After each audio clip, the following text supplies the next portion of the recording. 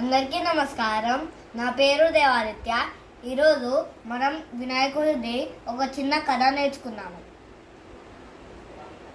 దానికంటే ముందు అందరికీ వినాయక చవితి శుభాకాంక్షలు.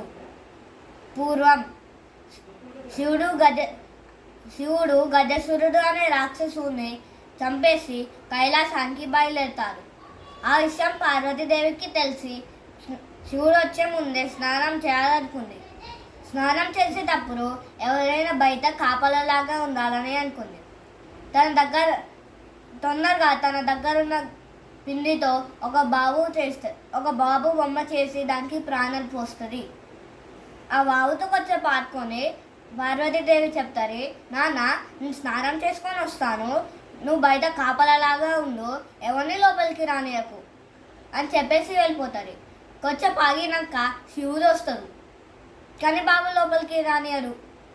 అప్పుడు శివుడికి కోపం వచ్చి బాబుది తల నరికేస్తారు.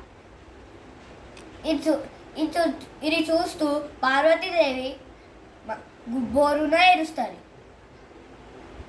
ఆ విషయం శివుడు తెలుసుకొని ఏనుగు తల తన దగ్గర పెట్టి ప్రాణం పోస్తారు. ఏనుగు తల కాబట్టి తన పేరు గణేశ అని పెట్టారు. గణేశాది వాహనం ఒక ఎలుక. ధన్యవాదాలు.